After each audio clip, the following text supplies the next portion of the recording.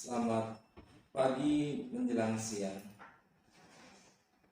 Puji syukur kita panjatkan kehadirat Allah Subhanahu wa taala dan salam sejahtera dan junjungan kita Nabi Muhammad SAW.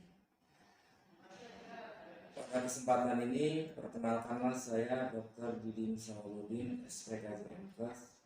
Saya berprofesi sebagai dokter spesialis jiwa atau psikiater yang saat ini bekerja di 3 tempat. Yang pertama, saya bekerja di Rumah Sakit Citra Wisata Indah Parapat di Karawang, dan Rumah Sakit Islam Al-Mukhtar di Karawang juga. Serta saya sebentar lagi pensiun 2004, sekarang sedang mengambil MPP di salah satu instansi pemerintah, yaitu di Badan Narkotika Nasional. Pertama-tama saya mengucapkan terima kasih kepada yang meliput saya pada kesempatan ini, karena ini adalah momen yang penting buat saya sekarang. Momen penting ini karena akan menjadi bagian hidup saya yang paling besar. Apa sih tonggak hidup saya atau tulisan yang paling besar, dan Allah berkehendak terhadap tulisan ini. Kemudian yang kedua, saya sudah berkeluarga, satu istri, Ibu Nurtati, Dr. Anis Nurtati. Beliau berlatar belakang sebagai pendidik dari Fakultas Teknologi Pendidikan di Universitas Pendidikan Indonesia. Saya berlatar belakang pendidikan S1 kedokteran dan profesi di Fakultas Kedokteran Pajajaran. Kemudian saya ngambil S2 di Universitas Pajajaran juga. Saya juga kandidat doktor di Universitas Pajajaran juga. Saya mempunyai 3 orang anak. 2 orang anak yaitu Dr. Afsai, yang kedua Dr. Mulia Aurani dan Akbar. Jadi dua-duanya sudah jadi dokter, dan sekarang sedang mempersiapkan untuk pendidikan spesialis. Mereka saat ini bekerja di salah satu di rumah sakit daerah di DKI Jakarta, yang harus kita katakan dan biasa. Yang paling bungsu Fadila Raylan Akbar, dia sedang menempuh pendidikan di Fakultas Kedokteran Universitas Indonesia dan saat ini sebagai koas. Ya 1 tahun menjelang menjadi dokter. Alhamdulillah, bersyukur kepada Allah atas semua nikmat yang sebelumnya sudah diberikan.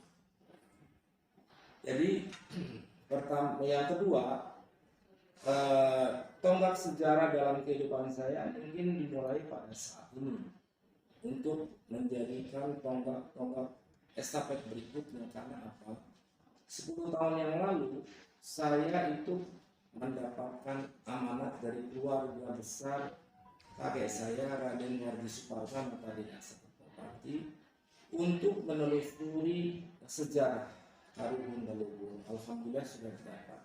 Yang kemudian yang membuat saya agak terbelalak, karena ini adalah tugas yang sangat berat dan menurut saya hampir tidak mungkin itu dapat dilaksanakan tanpa kekuatan besar, yaitu saya diminta untuk manggung 2024 menjadi RI1, calon Presiden Republik Indonesia. Tapi seperti yang sudah saya sampaikan, saya tidak pernah berkata tidak untuk urusan kebaikan. Saya selalu mengatakan siap untuk urusan kebaikan. Maka kemudian amanah itu saya ambil alih. Kemudian ada 3 hal dalam pengusulan amanah itu. 1, saya menyampaikan siap kepada keluarga apabila ada indikator, 3 indikator. 1, uangnya ada. 2, ada orang yang membawa saya kepada ranah itu, jalan itu. Yang ketiga, saya harus berpartai politik. Saat itu saya masih menjadi pegawai negeri. Salah itu saya menjadi pegawai negeri di Narkotika Nasional. Saya tidak mungkin lah, pegawai negeri kan tidak boleh berpolitik. Jadi saya masih menunda keinginan. Nah, berangkat dari situ kemudian saya diberikan juga syarat indikatornya, yaitu ada beberapa indikator lagi. 1, saya harus menelusuri silsilah keluarga yang kebetulan itu ada catatan kecil dari kakek saya masuk usulan tanaman.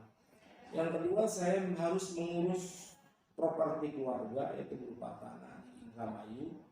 Yang ketiga, saya harus soan atau silaturahmi ke para tokoh-tokoh nasional, tokoh politik, para tokoh-tokoh daerah, para spiritualis, para kiai, dan sebagainya. Kemudian langkah yang pertama, amanat yang pertama saya sudah tunaikan. Alhamdulillah saya sudah mendapatkan pengakuan dari Kesultanan bahwa keluarga saya masuk bagian dari Kesultanan. Kemudian langkah kedua, yaitu saya menyelesaikan aset properti, tapi alhamdulillah sampai saat ini belum bisa diselesaikan. Yang ketiga, saya silaturahmi ke para tokoh-tokoh itu, dari tokoh agama, tokoh spiritual, kiai dan sebagainya sudah saya lakukan, tapi belum banyak, baru beberapa saja. Tokoh-tokoh yang penting yang saya temui, yang pertama saya berkunjung ke salah satu kiai pemimpin pondok pesantren pendapat, yaitu Kiai Haji Hasan, dan ke pondok pesantren Benda Kerap yang di Cirebon, ke pondok pesantren Nawamerta Kiai Haji Tatang, dan tokoh spiritualis di Solo, yaitu Bapak Kris Widodo Pramono atau Ki Gede Bandar Sultana, dan tokoh Sunda, yaitu Raden Rangga Andi Rangga Wijaya Kusuma, salah satu sepuh di gunung, yaitu di Bandung Selatan.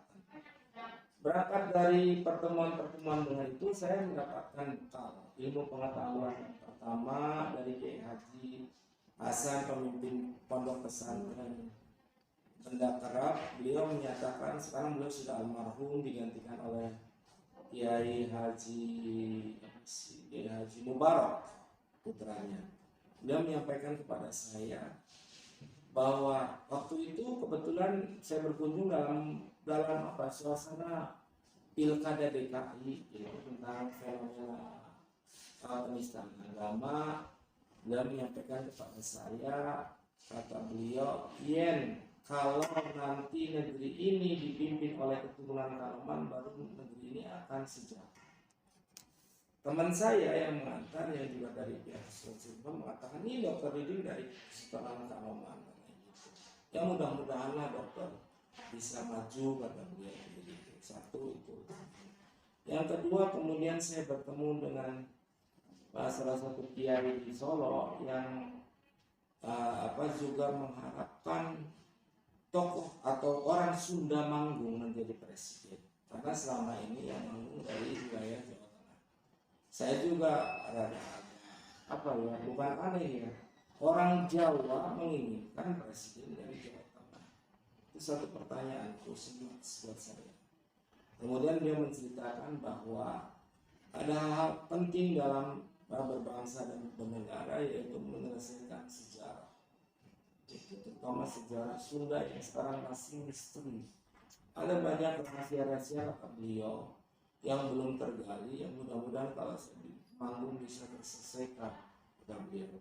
Pertama adalah urusan kebesaran sejarah Indonesia, di mana banyak negara, ada beberapa kerajaan Indonesia itu pada saatnya, pada masa merupakan kerajaan yang gilang gemilang, yaitu contohnya misalnya kerajaan Sriwijaya, kerajaan Majapahit, dan kerajaan Pajajaran. Pertanyaan saya juga dalam kandungan itu tiga kerajaan besar itu harta bendanya kemana? Apa hilang di telan bumi atau bagaimana gitu kan? Padahal kalau itu digali sejarah itu bisa menjadi modal kita menjadi negara hebat. Seperti juga yang disampaikan oleh Bung Karno, Indonesia suatu saat menjadi negara mercusuar dunia. Bukan hanya negara maju, tapi mercusuar dunia di atasnya. Nah, itu tantangan saya sebagai seorang profesional, seorang peneliti, seorang dokter, untuk menggali sejarah itu. Karena patokan saya sebetulnya Bung Karno. Bung Karno itu adalah idola saya. saya banyak ya belajar lah walaupun secara tidak khusus tentang Bung Karno. Bung Karno itu adalah orang yang hebat, seorang tokoh yang luar biasa, seorang cendekiawan, seorang filsuf, dan seorang apa ya pertapa barangkali ya. Jadi beliau itu orang yang sempurna untuk di Indonesia, itu orang yang hebat. Oleh karena itu banyak langkah-langkah beliau itu yang menjadi panduan kita bersama dalam berbangsa dan negara. Satu, misalnya beliau menyatakan bahwa Indonesia harus menjadi mercusuar dunia. Kemudian yang kedua, beliau mengeluarkan dua pusaka di Indonesia, itu Pancasila dan Undang-Undang Dasar 45, yang seharusnya itu menjadi pegangan dalam berbangsa dan bernegara. Nah, kemudian Bung Karno juga dalam menyampaikan amanat lagi yang sudah terkena itu, jangan lupakan jas merah, jasa sejarah. Itu yang paling penting. Maka berangkat dari situlah kemudian saya menelusuri.